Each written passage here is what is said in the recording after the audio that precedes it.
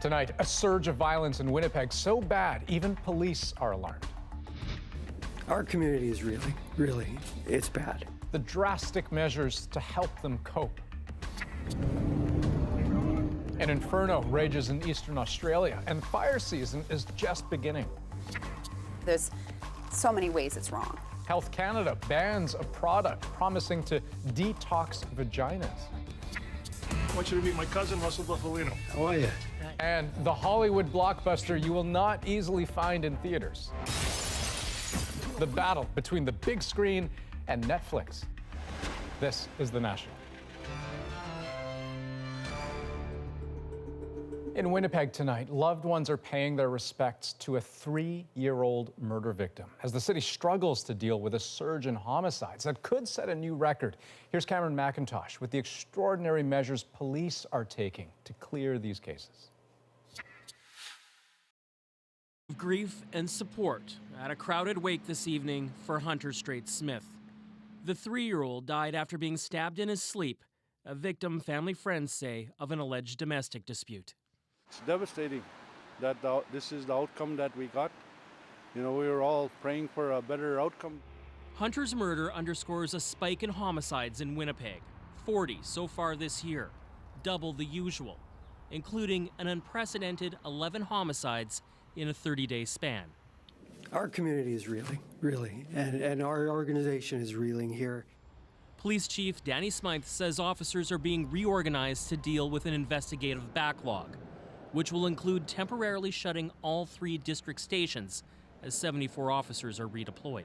These changes, I think, are necessary so that we can address the health and the wellness of our frontline officers. There's no one clear reason for the increase in homicides. Police say gangs, the meth crisis, and domestic violence are all factors. What we're acknowledging here is we need help. Earlier this week, Winnipeg's mayor called on senior levels of government to help address root causes of crime, including poverty and addiction. Today, the Prime Minister met with Manitoba's Premier, who says there's a willingness to cooperate. I'd like to see the federal government partner with us to make our streets safer. Hunter, meanwhile, dreamed of being a police officer. At his wake, police designated him an honorary constable. Comtois is hoping the political talk leads to something tangible. Don't let this little boy die in vain, you know, and not have an impact in this whole city. As for those staffing changes, police say they're temporary until they either get caught up or the spike in violence ends. Cameron McIntosh, CBC News, Winnipeg. And Saskatoon police are investigating after the body of an infant was found in a dumpster. Right now, time is really of the essence in locating the mother of this infant. We believe that she is in likely a great deal of physical and emotional distress. Police believe the baby was born recently, but haven't said much more than that. They asked the public to report if anyone knows of a woman who is recently pregnant but now without a baby. An autopsy is scheduled for Tuesday. Okay, let's take you to Washington now, where more testimony is trickling out of Donald Trump's impeachment inquiry. National Security Council official Alexander Vindman and Trump's top Russia advisor, Fiona Hill, both saw a White House demanding Ukrainian investigations into the Bidens in return for aid and access. Arthi Pohl explains where this testimony is going and how close it's getting to Donald Trump himself. Today, the U.S. president declared he is not at all worried. I'm not concerned about anything. The testimony has all been fine. I mean, for the most part, I never even heard of these people. I have no idea who they are. Trump's memory gap extends to the man who he appointed U.S. ambassador to the EU, Gordon Sondland. I hardly know the gentleman. Trump's claim today followed the release this week of Sondland's testimony transcript, which he revised to describe a quid pro quo with Ukraine. At the center of the impeachment inquiry, the allegation Trump withheld military aid to Ukraine until an investigation was opened into presidential candidate Joe Biden, his son, and the energy company Burisma. New transcripts released today adding fuel to the fire. This is quite damning for the president. Quid pro quo is Latin for a favor for a favor. He openly asks the president of Ukraine for a favor. Testimony from the White House's former chief Russia advisor Fiona Hill and from Alexander Vindman, who still holds his post at the National Security Council, point to EU Ambassador Sondland, saying he conveyed the message to Ukraine officials about what was needed for the release of the aid and for an Oval Office meeting. In the transcript, Sondland speaks of an arrangement made with the White House Chief of Staff, Mick Mulvaney. Mulvaney today ignored a subpoena to testify behind closed doors. We wanted to hear whether he made the decision to withhold the aid or did the president order him to withhold the aid. And that missing piece is now a key message for Republicans. It's actually getting easier to defend the president from a standpoint there is no linkage. And Trump maintains the whole process is a sham. They shouldn't be having public hearings. This is a hoax. Despite Trump's wishes, the spectacle of public impeachment hearings with testimony in living color is sure to grip D.C. in the coming days. Arti Pol, CBC News, Washington. Now, Democrats have lined up public testimony from 3 officials next week, and they're clearly aiming to start Wednesday with a bang. First up is Bill Taylor, ambassador to Ukraine. Do you think this was a quid pro quo?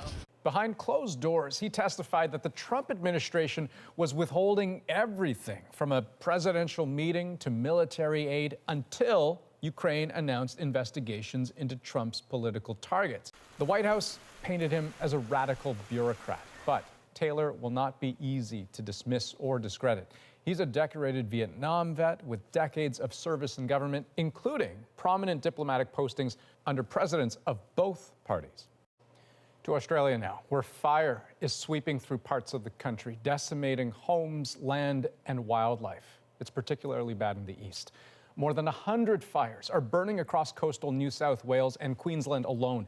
New ones cropping up daily, their size and speed a real challenge for emergency workers. They simply can't keep up. And there is another worry, the hot, dry wind feeding those flames. As Kim Brunhuber tells us, smaller fires are growing, merging, and transforming into monsters. This fire, said one Australian mayor, is a horrifying beast, and this is what it's like inside the beast, an inferno, raining flames. Officials believe this fire in eastern Australia was sparked by a lightning strike. Now thousands of residents in the country's most populous state are waking up to an ominous orange, a sky screaming danger. My car's packed, ready to go. I'll make a judgment call. I might be out of here in 10 minutes. I might be out of here in half an hour. I'm not sure. There are now almost 150 fires burning across the country. Unfortunately, we are in uncharted territory this afternoon. We've never seen this many fires concurrently at emergency warning alert level. Uncharted territory because Australia's hottest summer on record has created a drought-stricken landscape primed to burn. Now, hot, dry, windy conditions are making these fires more intense and more dangerous, and it's not just threatening humans. The fire may have wiped out about half the koalas living on a coastal reserve. It's not going to be good news, and there's likely to be hundreds of dead koalas. Authorities here have managed to rescue 10 of the animals, including a burnt koala they named Paul. Many others, they say, won't make it. It's tough. They look terrible, the poor little things. They're black, obviously. Some of them are in a lot of pain. More worrisome still, the heat and relentless winds are expected to continue until next week, fueling fears that some of the large fires may actually combine. And the long-term outlook isn't much better. November is springtime in Australia, and with the forecasts predicting an extremely hot, dry summer, experts say this is just the beginning. Kim Brunhuber, CBC News, Los Angeles. Job action by public transit workers in Vancouver has reduced service for a week, but today problems escalated with late buses and canceled boat service, and the union warns it's only going to get worse. So what do commuters think? Greg Rasmussen found out. The buses are still running, but as part of the job action, drivers aren't wearing their uniforms. Mechanics are working fewer hours, leading to a shortage of working buses, all leaving transit users fearing a total shutdown. Oh, that would be bad. That would be really bad. It would have a huge impact because I have to commute every day to work. I have to take public transit every day. I don't drive. It's expensive, man, to have a car here. So transit is easier for people to go back and forth. Definitely would be a lot more difficult to get to places that you need to go because I don't drive. These vessels are part of the transit system, but crews are refusing overtime, meaning longer waits as dozens of sailings have been canceled. So far, the biggest disruptions have been here at the C-Bus, which shuttles hundreds of people at a time from downtown to North Vancouver. The union is pushing for higher wages and more breaks for drivers. Our members are very determined, so this will escalate and eventually will end in a full work stoppage. Talks have broken down, but the transit company says it's ready to present a new offer to the union. I remain optimistic that they will come back, but as of yet, they have not indicated such. If buses do grind to a halt, this industrial relations expert thinks the province will quickly intervene. I don't think any government is going to tolerate a transit strike in the Metro Vancouver area for any length of time at all. For now, it's wait and see, with transit users left wondering what's coming or not coming down the road. Greg Rasmussen, CBC News, Vancouver. Well, as if the pain of losing his wife wasn't enough, an Edmonton man was also recently handed a big bill. It was for his wife's long-term care accommodations for the 30 days after she had died. And as Rafi Boudjikanian reports, his story shines a light on a clause that's actually in many nursing home contracts. Yeah, this is the rental agreement. When Scotty and Darlene Hamilton moved into a private seniors home run by Touchmark, Darlene had mild dementia. Then things got more complicated. Difficulty operating the stove, difficulty operating a microwave, issues of that nature. Darlene moved to a memory care unit in the home. In October, Scotty's wife of 59 years passed away. Touchmark told him he was on the hook for her apartment for a month after her death. I did ask the executive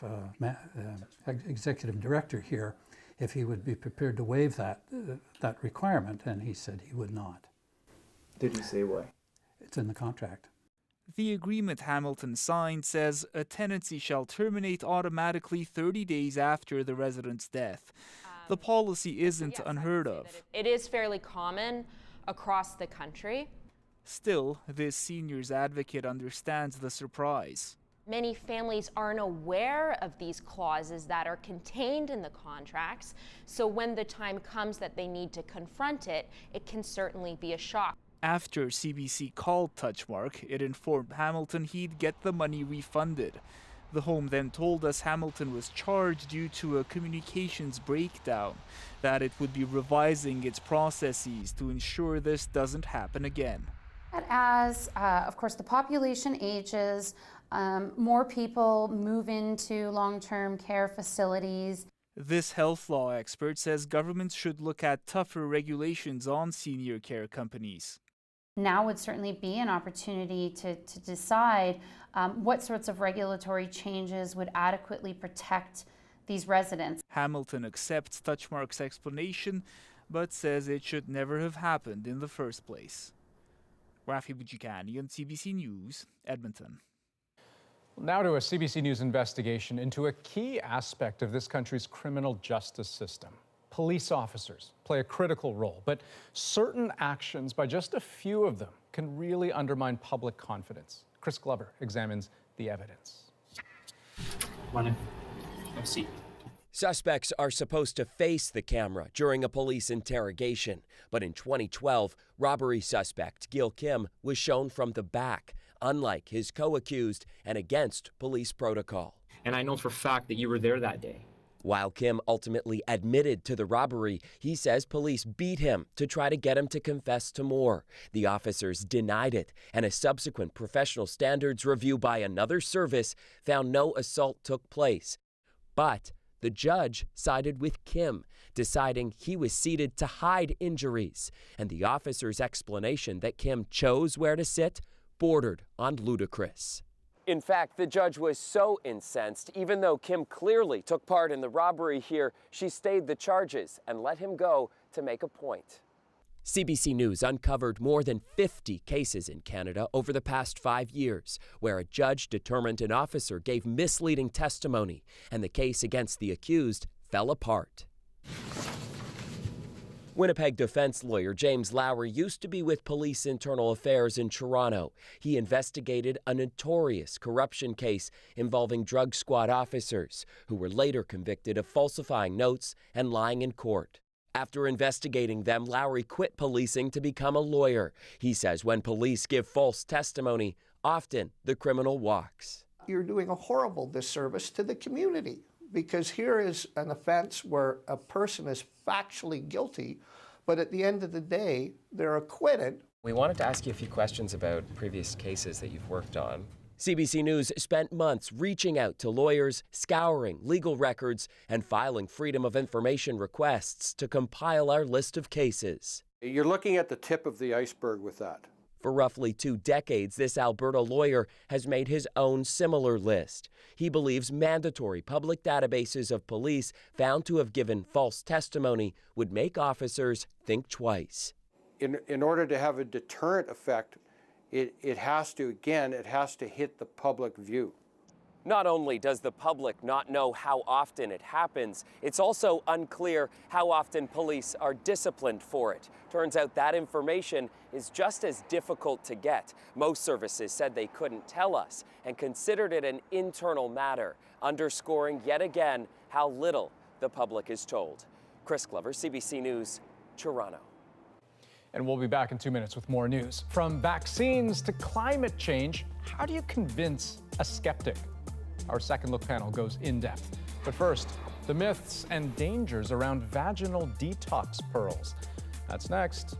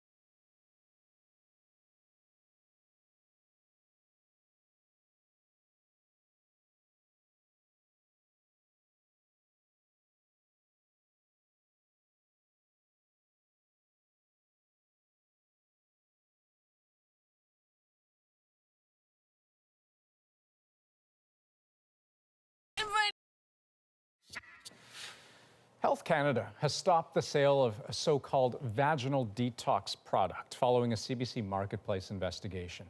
The tiny herb-filled balls are being marketed as a way to cleanse women. But as Cass Russi explains, experts say they don't work and they could be harmful. The latest fad promises that toxins will be flushed out of a woman's most personal body part. It's called Goddess Vaginal Detox Pearls.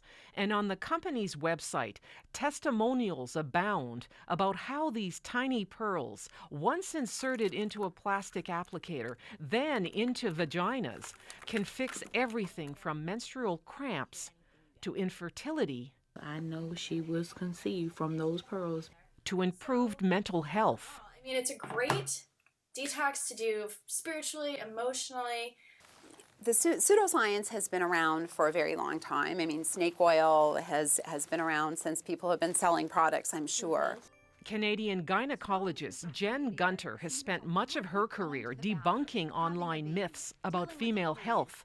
She says this product is risky. Nothing in there should go in your vagina at all, none of it. One of the ingredients listed is a Chinese medicine called Borneol. In 2002, Health Canada issued a warning about a product containing a synthetic version of the ingredient. While the pearls were never authorized for sale in Canada, people were able to order them online. That changed following the marketplace investigation. Health Canada contacted Goddess Detox and asked that Canada be removed as a shipping destination. Gunter is especially worried about claims the product can help women get rid of bad boyfriends, or more disturbing, past sexual trauma.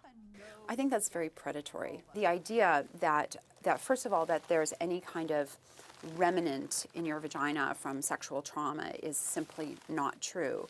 When it comes to vaginal health, Gunter says the best remedy is just to leave it alone. But if a woman is experiencing discomfort and pain, drop the pearls, she says, and go see a doctor instead. Cass Rusi, CBC News, Toronto. Okay, among the other stories we're following tonight, a senior RCMP official accused of preparing to leak sensitive information has been ordered back to jail. Cameron Ortiz was released on bail last month, but a judge revoked that today after the Crown requested a review.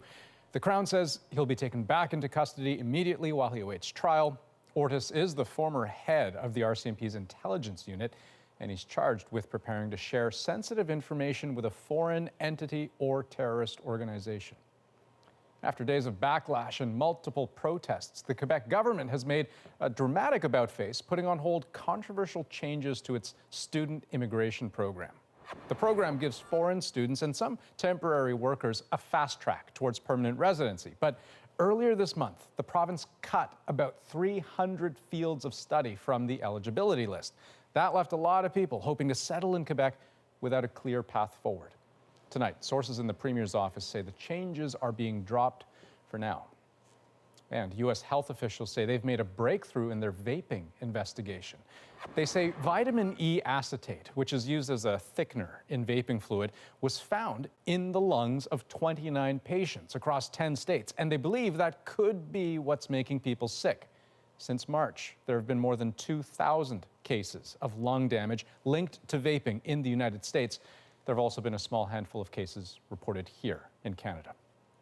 Okay, short break coming up. But when we return, the battle between Netflix and the big screen. Why you won't find some new releases in theaters. And later, a rapper's shocking admission about checking his daughter's virginity. Why that shouldn't happen in Canada.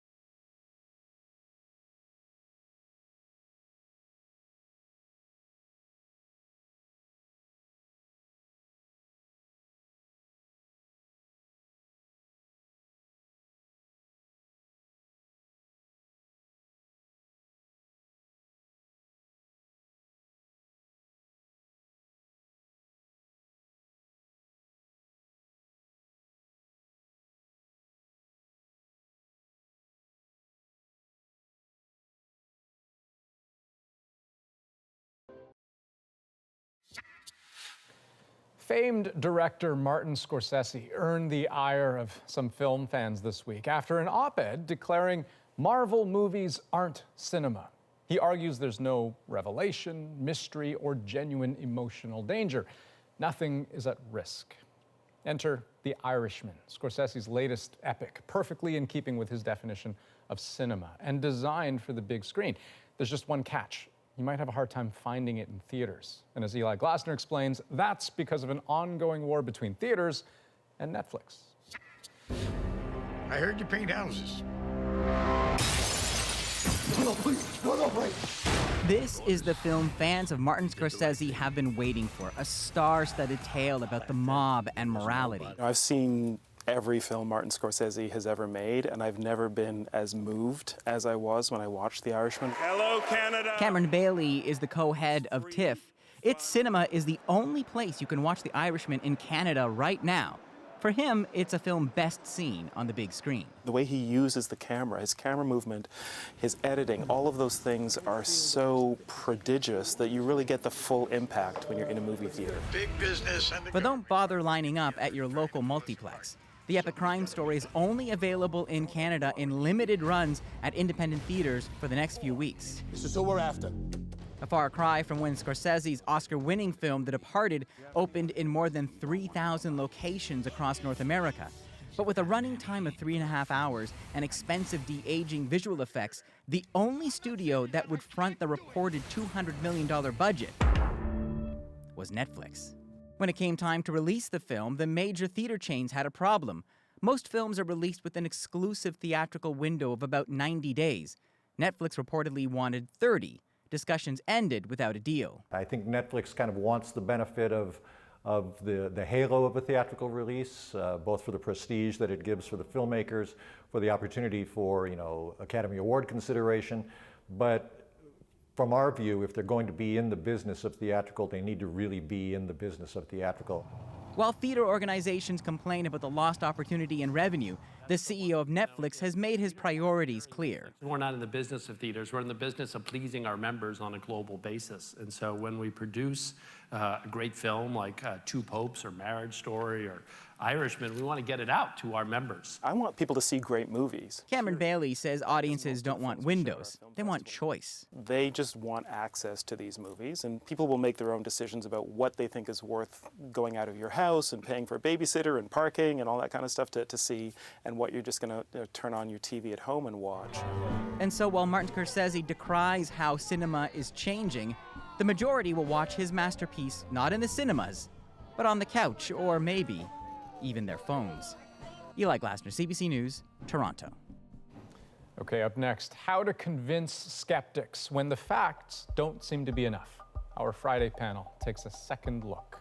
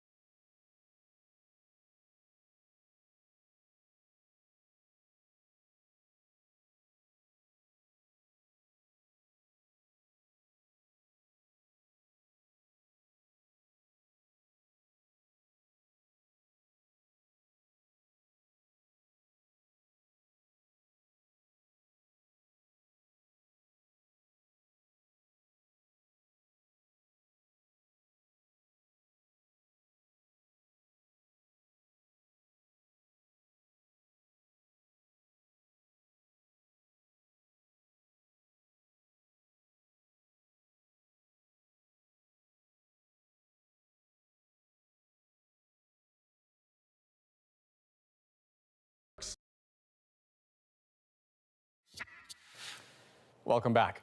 How do you convince a skeptic of something when even cold, hard facts aren't enough? That's a question that became particularly important in recent weeks. And in at least 3 cases, the stakes are very high. Example number 1, vaccine hesitancy. As a parent, does that concern you? I mean, not really. I understand why people choose not to vaccinate their children. I just think life is full of risks, and I don't think it's a big issue, personally. According to a CBC News analysis, at least 10% of students at a dozen alternative schools in Toronto were not vaccinated on account of their parents' personal beliefs. This despite the fact that there is no credible scientific dispute to what we know about the safety of vaccines or their role in protecting us and others from harm. Example number 2, climate change. 11,000 scientists from around the world signed a paper naming the world's most pressing challenge a climate emergency. It calls for an immense increase of scale in tackling the problem and warns of untold suffering. And yet, there is still a large gap between what the science says we must do and what we seem willing to do. Example number 3, texting and driving. Oh, look at Buddy Boy on the right. He's got his cell phone right up to him. You can see his lane. Look at him swaying. Fines are increased. They're adding more penalties, suspensions, and people are still on their phones. Now, underscoring all 3 of these examples is that society collectively knows better. We know better. So why can convincing people to act like it feel like pushing a boulder uphill? And here's the more important question, perhaps. How do you convince someone of something that is so nakedly obvious when they just refuse to believe?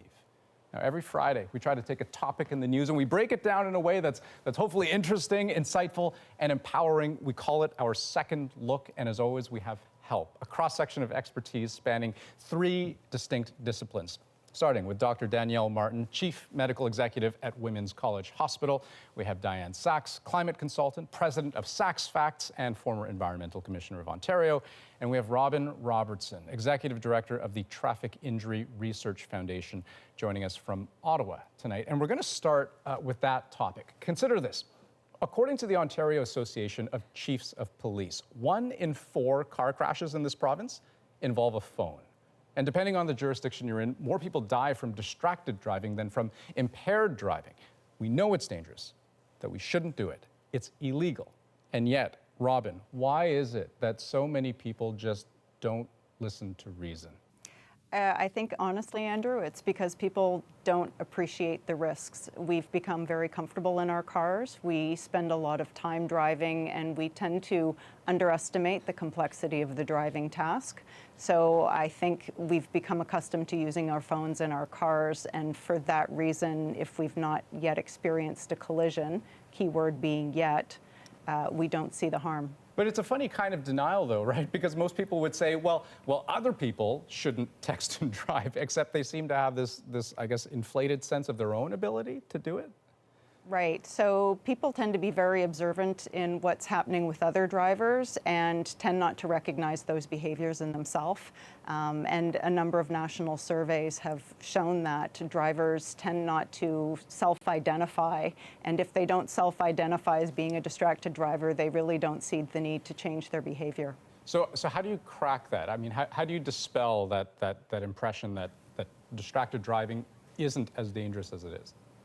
Well, Andrew, I think we need to give people some experience to learn to self-identify. For example, we have, tried to have a phone conversation while we're watching TV, and you've got to do one or the other. And I think we don't appreciate the complexity of the challenge when we're trying to do those secondary tasks when driving. So we need opportunities for people to experience that, but in a safe environment. So how do you drill that message home, right? I mean, can you shame someone into thinking that hey, this is just not something you ought to do because there's so much more at stake than just yourself? I mean, how do you do it? And so speaking up, being aware of the facts, and when we see other people doing it, not being distracting ourselves, but certainly speaking up to say that we think it's unacceptable and we think it's unsafe. That's very powerful to change people's behavior. Okay, let's talk about vaccinations now. So in Ontario, if you're not up to date on your vaccines, you're not allowed to go to school unless you get an exemption on medical, religious, or personal grounds. But recently, Toronto Public Health issued a warning that the number of students getting non-medical exemptions is steadily going up. It says in 2016, 0.8% of students had non-medical exemptions. This year, 1.7%. Now, it's still low, but it's not an increase unique to Toronto. This is something that's province-wide. Danielle, what is your best explanation for why, despite the kind of overwhelming scientific consensus, people are still doubtful? Well, and it's not just in Toronto, Ontario, or Canada. In fact, the World Health Organization has named vaccine hesitancy as one of the top 10 greatest threats to health in the world this year in 2019. So it's an international problem. And the reasons, of course, are complex, but a lot of them relate to a combination of either mistrust or skepticism about the medical system and the safety of vaccines, complacency, so it's just, it's too much of a hassle, you can't get in, you think you'll do it next week, or a lack of confidence. And so depending on the individual and the family, the interplay between those factors may be very different. And one thing that we know doesn't work is yelling at people more loudly that they should get vaccinated. You can't shame someone. You can't and you shouldn't, because actually, there are a lot of examples in history where the medical establishment actually has gotten things quite wrong. So I have a lot of sympathy for skepticism and asking questions. But when you're in a room one-on-one with someone who's worried about the potential impact of a vaccine on their kid's health, that's the opening for a conversation. I'm just curious, what does that one-on-one conversation sound like? Well, so the research on this says that you want to present vaccination as the default, the routine. We're going to be vaccinating your child today because there are a number of illnesses that you don't want your kid to get tetanus, you don't want your kid to get measles. So we're going to be proceeding with these vaccines, and then do you have any questions, as opposed to what do you think about having your kid get their shots? And what do you say to someone who pushes back? So then it becomes a listening exercise. Explain to me, what are your concerns? Some of them are really legitimate. People are worried about pain. So we know, for example, that there are things that we can do to reduce pain in vaccination. You can walk a parent through. These are the ways that we can make this as painless as possible for your child. And then also helping them to understand the potential consequences for their child's health. We also know that sharing data is important, but sharing stories is also very important. So, talking about the impact, for example, of measles on a child's health potentially is a really good way to bring home the personal protection, not just the community protection. Okay, this next topic, we've saved the biggest for last. We are in the beginning of a mass extinction, and all you can talk about is money and fairy tales of eternal economic growth. How dare you? So that was an impassioned plea, Greta Thunberg, of course, to take climate change seriously. But at this stage, we've also heard it all before. We've heard kids sounding the alarm, grown-ups, scientists, politicians. How many UN international panels on climate change have we heard where they've raised the alarm? How do you go about convincing the vast majority of people out there that this is indeed an urgent problem that requires immediate action? And whether that's individual action or whether that's something, like exerting political pressure, right, on leaders, or exerting financial pressure on businesses. Your wallet speaks volumes, right? People don't seem to be acting like this is an emergency. My experience traveling around Canada talking about climate is not exactly what you're describing. I find that lots of people recognize that we're in trouble. People can see it. If they're farmers, the growing season's changed, the precipitation has changed. If you're a hunter, the animals are disappearing. If you're a fisherman, the fish are declining. Lots of people are already seeing changes. Most people feel helpless, most people feel alone, and most people don't see a path forward that they know how to walk, where they can still look after their families. So I think that places like Copenhagen have done really well. They've gone from economic disaster, very, very high unemployment, to a wonderful city that people like to live in. And people cycle to work not because they want to be sustainable, because it's the fastest, cheapest, easiest, most convenient thing to do. So if we make the infrastructure that makes, just as Daniel says, make it easy, make it the default, lots of people will do it. If we make it difficult because we build our cities to put cars first, then most people won't do it. Right.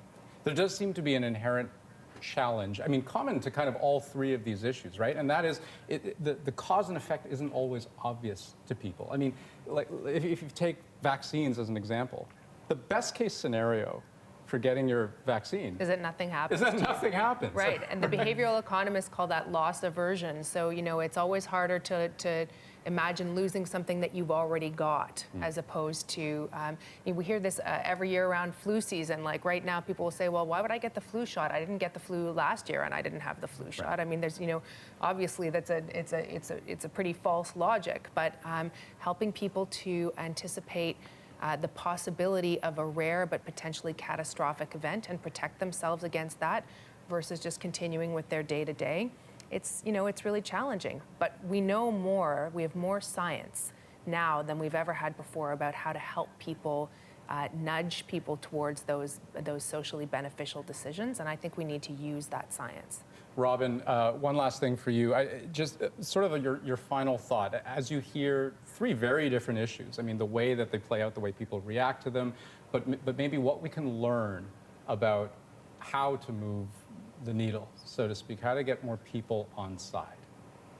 Well, I think it's doing a better job educating about risks. We've heard that in some of the other conversation, making sure that the risks are real in a tangible way, and also underscoring that just because nothing has happened, if you've driven and not had a collision, that doesn't mean that texting and driving is safe. It simply means that you've been fortunate enough to not have a collision, and getting people to realize the one thing crash-involved drivers all have in common is they spend a lifetime wishing they could take it back. That's a good thought to end on. To all of you, Danielle, Diane, Robin, thanks so much for your time. Thanks for having us. Thanks, Andrew. Okay, still ahead. Why this American rapper is facing major backlash after comments he made about his daughter's virginity.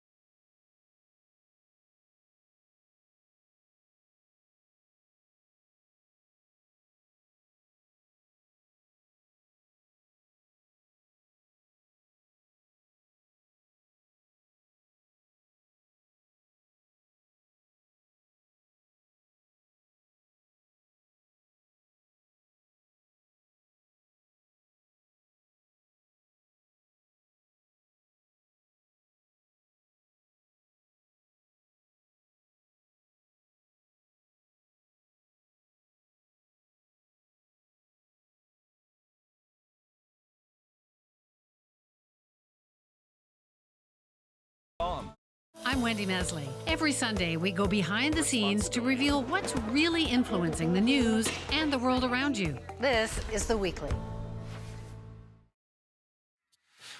When rapper T.I. talked on a podcast about his 18-year-old daughter's visit to the doctor, he unleashed an international talking to about values, virginity, myths, and misogyny.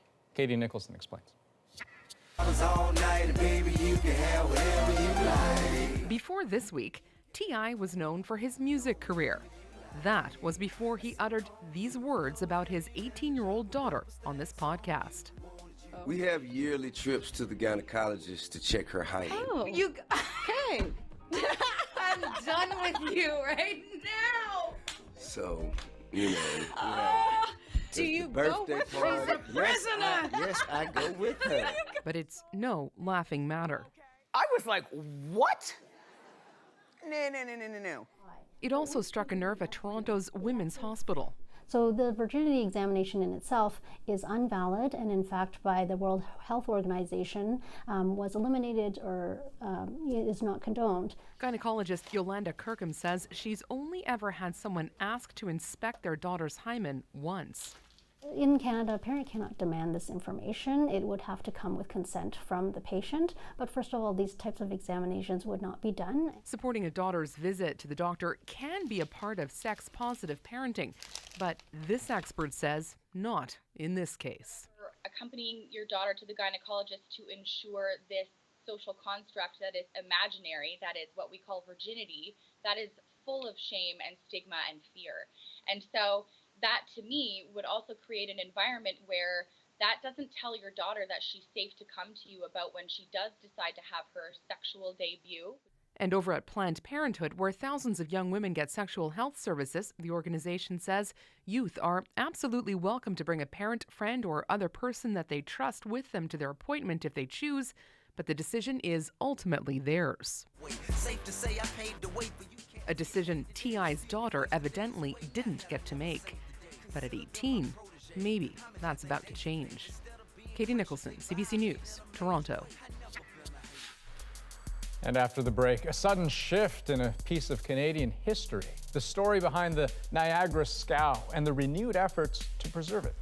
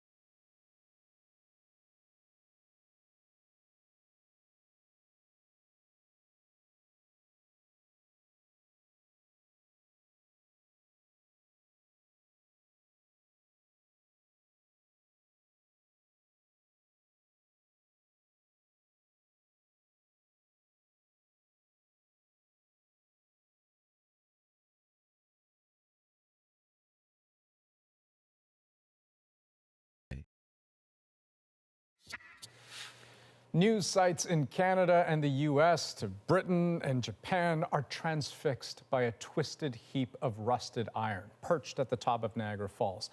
And Nick Purton reveals why the Niagara Falls scow has the world's attention.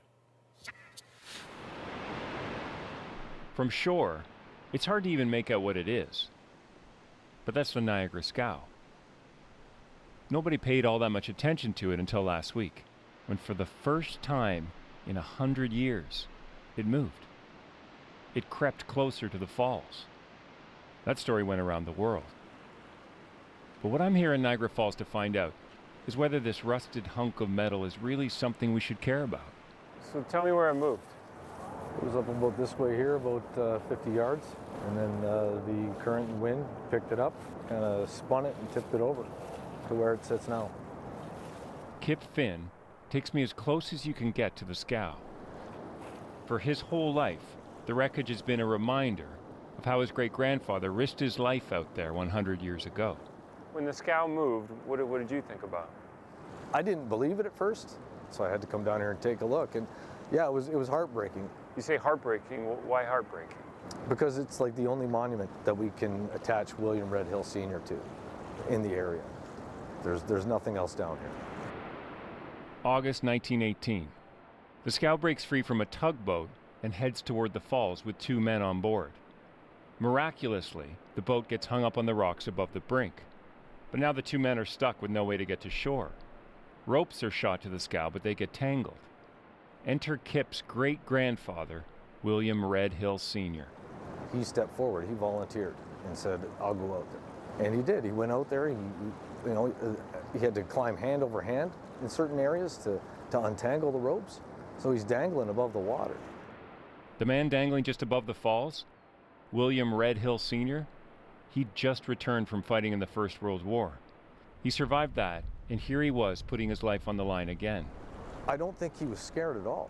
I don't think he'd want to be anywhere else than hanging over that river, trying to save those guys, doing whatever he had to do to get out there and save those guys. And he did, and he was pulled back to the rooftop over here behind us and to a round of applause. And stories say that the firemen kind of, tossed him up in the air and when he got back over there. So it would have been a really neat thing to see. It's too bad there's nothing on video or anything like that, but yeah, it would have been something to see.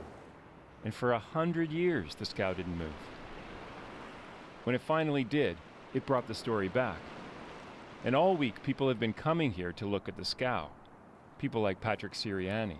Sir, how come you're looking out at the scow? Hey, how you doing? Well, it's a very important part of our history out there. And it moved the other night, and I sure hate to see it go and disappear. Because when it disappears, we lose that history.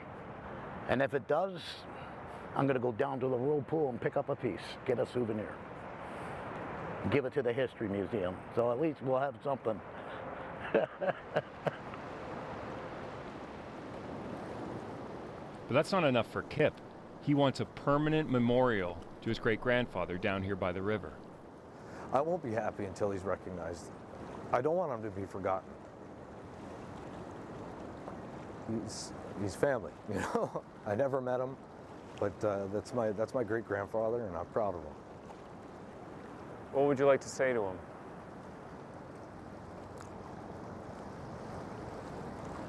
Thank you. When you see it from the shore, it may not look like much, but I'm with Kip. The story of Red Hill Sr. and what he did out there, that shouldn't be forgotten. Nick Purdon, CBC News, Niagara Falls. That is a heck of a story. Okay, up next, this photo was about to win a big cash prize until the fire chief decided to withdraw from the contest. We'll tell you why in our moment.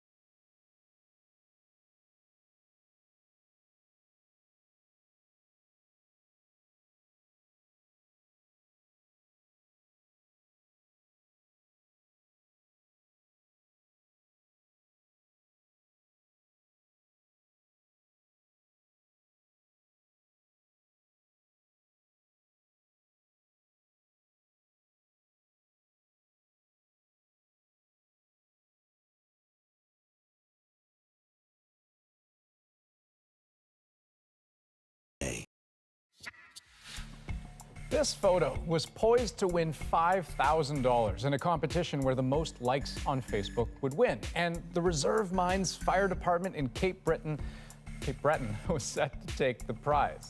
No surprise there. But then the fire chief backed out, essentially giving the cash to another fire department. His good deed is our moment. We saw the post from Smith's Cove, and it really touched us that they were struggling financially, and they had equipment that was, sometimes 15, even 20 years old. I told AA Monroe to withdraw us from the competition, but they left our photo up and put a special announcement there announcing our withdrawal. We actually shared the photo on our social media sites, and their votes went from 2,100 to almost 3,300 today. When we heard the news, we were just blown away by their generosity with it. Bunker gear is very expensive, and we are looking to outfit 2 firefighters with the money from this contest. Every department is still taking risks. They're going out there putting their lives on the line, and the least we can do is put them in proper equipment. I love this story. So the winner was announced tonight, and the Smiths Cove Fire Department did indeed win the prize of $5,000. And here's a fact that underlines just how badly they need that money. Of the 24 firefighters at Smiths Cove, only 4 of them have gear that has not expired. That's the National for this November 8th. Have a good night.